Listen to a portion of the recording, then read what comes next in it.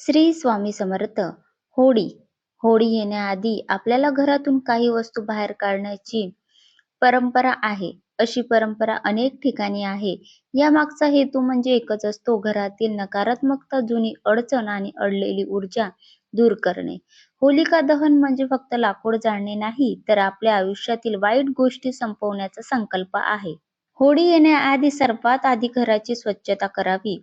खूप दिवसापासून पडून असलेल्या, तुटलेल्या किंवा ज्या वस्तू आपल्या उपयोगीच्या वस्तू नाही आहे, आपल्याला त्याचा काहीही उपयोग होत नाही, अशा वस्तू घरात ठेवू नयेत.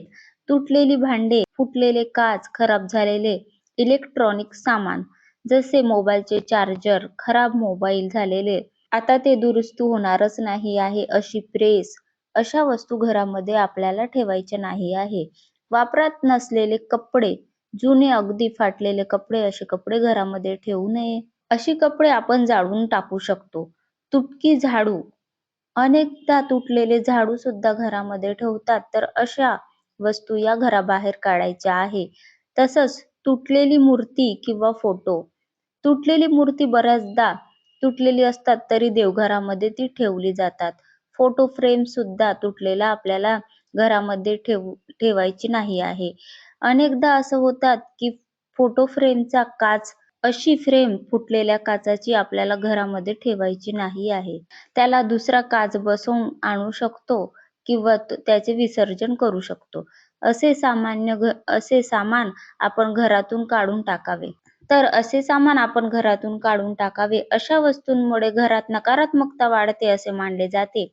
जुने खराब झालेले कपडे दान करावेत किंवा योग्य प्रकारे टाकून द्यावेत. खूप वर्षापासून वापरात नसलेल्या वस्तू साठवून ठेवणे शुभ मानले जात नाही. घरात कोपऱ्यात धूळ साचलेली असेल तर ती नीट साफ करावी. स्वयंपाकघर स्वच्छ ठेवावे. धान्य पात्र रिकामे कधीही ठेवू नये. देवघर विशेष करून स्वच्छ करावे. तुटलेली देवाची मूर्ती किंवा फाटलेले धार्मिक फोटो ठेवू नयेत. आदराने त्याचे विसर्जन करावे. देवघरात स्वच्छ वस्त्र अंथरावे आणि दिवा लावावा. देवांना स्वच्छ वस्त्र ठेवणे योग्य असतात.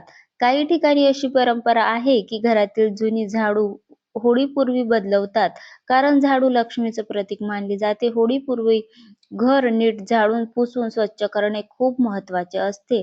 होलिका दहनाच्या दिवशी काही लोक घरातील थोडी जुनी लाकडे किंवा काडी कचरा होलिकेत टाकतात.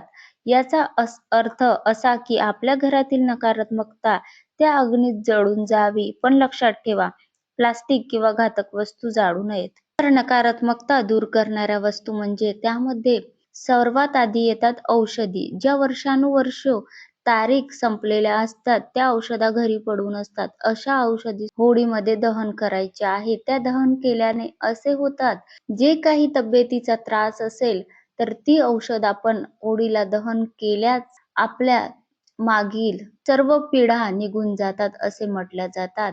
म्हणून त्या औषधी आपल्याला होळीमध्ये दहन केली आणि आपला रोग नाहीसा झाला असे होतात. भांडण. होळीपूर्वी मनातील राग, भांडण, कडूपणा बाहेर काढणे खूप गरजेचे आहे. ज्या व्यक्तीशी वाद आहे त्यांच्याशी बोलून मतभेद मिटवणे हा सणाचा खरा अर्थ आहे. थोडक्यात सांगायचं तर होळी येण्याआधी घरातील तुटलेल्या, खराब ज्या वस्तू उपयोगीच्या वस्तू नाही आहे त्या बाहेर काढायच्या आहे.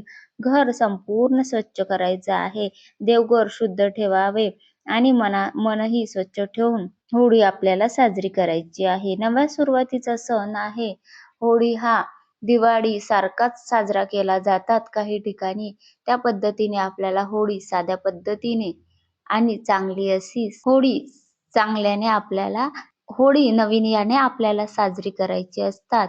म्हणून आपल्याला घर स्वच्छ करणे खूप आवश्यक असतात. तर हे सर्व केल्याने आपल्या घरात आनंद, सुख आणि समृद्धीचा रंग कायम राहो अशीच प्रार्थना करून आपल्याला घर स्वच्छ करायचे आहे. श्री स्वामी समर्थ. जय जय स्वामी समर्थ.